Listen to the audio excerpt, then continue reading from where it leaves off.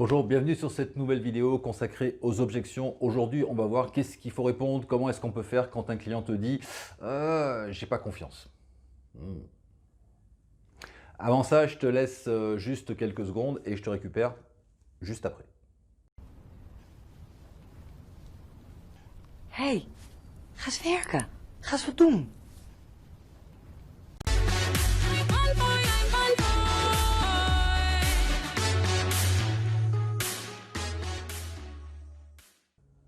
Voilà, alors écoute, si tu cherches des informations sur la vente, sur le business en général, ben abonne-toi à cette chaîne. Je vais te fournir pas mal de vidéos, pas mal d'astuces, pas mal de conseils. Tu t'abonnes, tu actives la cloche des notifications, comme ça tu recevras toutes les dernières vidéos. Et puis c'est parti, on est dans une série de vidéos qui traitent des objections. Les objections dans la vente, c'est super important parce que c'est très rare quand tu es vendeur qu'un client ne te donne pas une objection. C'est rare que tu fasses ton déroulé de vente et puis que le client dise oui, ok, c'est bon, je signe, pas de problème. Où est-ce qu'il est le stylo pour signer, tu vois, voilà. Ça arrive très rarement. Ça arrive, ça m'est arrivé plusieurs fois, mais c'est relativement rare. La plupart du temps, le client va te dire je vais réfléchir, je vais voir un petit peu, c'est trop cher, etc. Ou bien alors, il va te dire, ou bien il va pas te le dire d'ailleurs, mais tu vas sentir qu'en fait, il y a un problème de confiance. Le client a un problème de confiance avec toi, ou bien il a un problème de confiance avec le produit, ou bien avec ta société. Enfin voilà. Et là, je te parle de vente physique, c'est-à-dire de gens qui se baladent, tu sais, dans la rue avec les costumes et les manettes, mais ça existe aussi, bien entendu, sur le web. Sur le web, c'est pareil, c'est encore pire, puisque tu ne peux pas vraiment réagir, tu ne peux pas interagir avec ton client. Tu es sur le web, tu as fait une page de vente pour proposer ton coaching, ta formation ou ton présentiel ou je ne sais quoi, et en face de toi, il y a des gens qui sont en train de lire ta page ou bien de regarder ta vidéo ou bien d'écouter ton webinaire de vente, mais tu n'interagis pas avec eux. Donc, il va falloir régler ce problème de confiance. Il faut que les gens te fassent confiance et aient confiance dans la qualité de ce que tu proposes, de ton produit. Donc, comment est-ce qu'on fait? Alors, comment est-ce qu'on fait? Eh bien, la confiance, ça se travaille avec la légitimité, avec l'expertise, avec l'autorité et avec de la preuve sociale. La légitimité, c'est qui tu es, toi, pour donner des informations comme ça, pour proposer des produits, etc. Il va falloir que tu démontres que tu as un parcours, que tu es légitime, que tu es bon dans ton domaine, que tu as déjà des clients, que tu sais traiter les problématiques de tes clients et que voilà, c'est ton métier, c'est ce que tu fais principalement, donc tu es légitime là-dedans. Alors la légitimité, ça se démontre comment? En montrant ton parcours, en expliquant qui tu es, en mettant des témoignages et en expliquant, en donnant des informations qui sont vraiment pertinentes. Il faut que ton client se dise, bon, ce que je suis en train de lire là sur le web, sur cette problématique-là, sur ce sujet, bon, le gars, il sait de quoi il parle, quoi. Donc, il est légitime. Deuxième point, il faut que tu fasses figure d'autorité. Par exemple, le professeur Raoult fait figure d'autorité. Tu vois, on ne sait pas trop qui c'est, on ne le connaît pas spécialement, etc. On n'en sait rien, mais voilà, c'est une autorité dans le domaine des infections virales, etc., des virus et tous ces machins-là. Il fait figure d'autorité par son travail, par ce qu'il a fait. Et bien nous, on va viser à faire ça aussi dans notre domaine. Si tu es un coach en séduction, il faut que tu aies une figure d'autorité. Si tu es un coach en business, il faut que tu démontres que le business, tu connais, etc., etc. Il faut que tu fasses autorité. Ça ne veut pas dire que tu es autoritaire, ça veut dire que tu es une référence dans ton domaine. Comment est-ce que tu fais ça? Eh bien, encore une fois, en donnant des informations pertinentes, etc. Et pourquoi pas aussi en montrant que que d'autres personnes viennent te voir pour te demander des conseils là-dessus. Donc ça peut être de la preuve sociale. Et aussi, pourquoi pas en écrivant un livre. Tu vois, quelqu'un qui a écrit un livre, un bouquin physique, et encore mieux s'il est édité chez un grand éditeur, etc., ou chez un éditeur moyen, peu importe, mais enfin un bouquin qu'on peut trouver facilement, eh bien tout de suite ça fait figure d'autorité. Tu as écrit un livre sur le sujet, donc tu t'y connais, donc tu fais figure d'autorité. Tu vois, c'est relativement simple.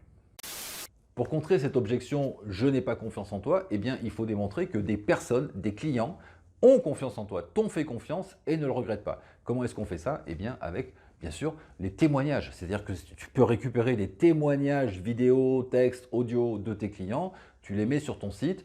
Alors évidemment, ce n'est pas des témoignages à rallonge, tu vois, où les gens racontent leur vie, tout ça. Non, le meilleur témoignage possible, c'est ben, j'étais pas trop sûr, tu vois, j'étais un peu sceptique, etc. Puis finalement, ben, je me suis laissé tenter. Et puis voilà, ça s'est bien passé, c'est super. Maintenant, je suis super content. Voilà, ça c'est le bon témoignage, tu vois. Donc si tu as des témoignages de ce type à mettre en avant, ben, évidemment, tu les mets en avant sur ta page de vente ou bien dans ton discours de vente, dans ton argumentaire. Et par conséquent, tu montres qu'en fait, autour de toi, il y a du monde, il y a des gens, il y a des clients. Et donc, s'il y a déjà eu des clients, pourquoi est-ce qu'il n'y en aurait pas d'autres, tu vois, dont la personne qui est en face de toi en ce moment et qui a un petit doute, un petit manque de confiance vis-à-vis de toi ou de ta société.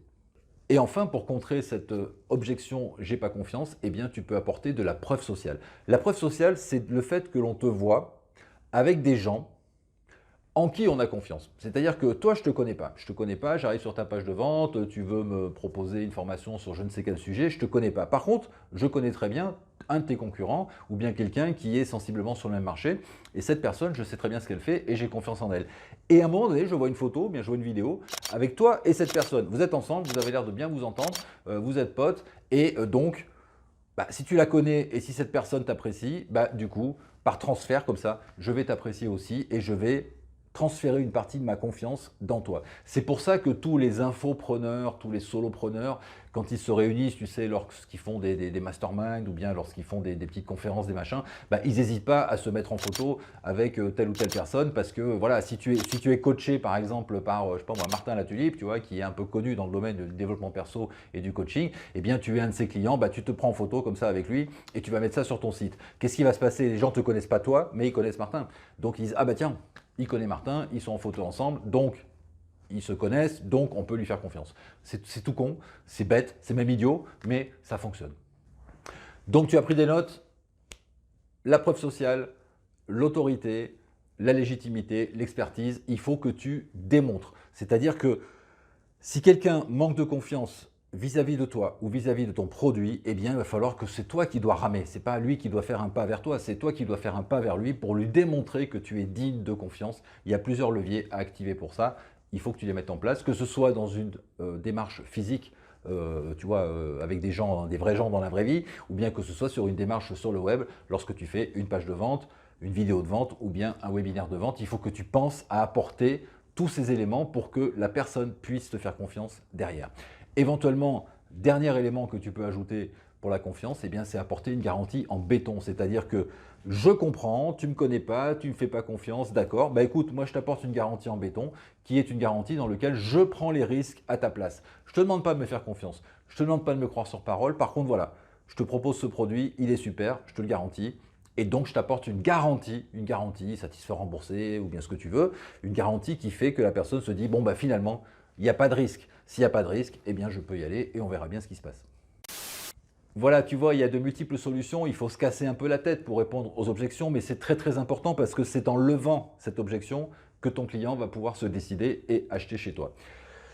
Je te laisse là-dessus, pense à t'abonner à cette chaîne encore une fois. Tu peux mettre des commentaires sous cette vidéo si tu veux, tu peux les liker, tu peux la disliker, tu fais ce que tu veux, tu es chez toi. Pendant que tu y es, et sous cette vidéo, il y a un descriptif. Donc regarde à l'intérieur de ce descriptif parce que j'ai caché des petits trucs pour toi. Des petits trucs à récupérer, tu vas voir, bon voilà, tu vas sûrement trouver quelque chose qui t'intéresse. Donc pense à faire un tour là-dedans. Si ça t'amène à rejoindre ma liste de contacts privés, bah, je te dis bienvenue. Tu verras, je ne suis pas du genre à t'envoyer un email toutes les heures. Je t'envoie un email par semaine, des fois même moins que ça. Donc tu n'auras pas beaucoup de mes nouvelles, mais tu auras des emails de qualité. Tu vas adorer. Je te dis à bientôt et pour une prochaine vidéo. Ciao. Prices sit on the stands with his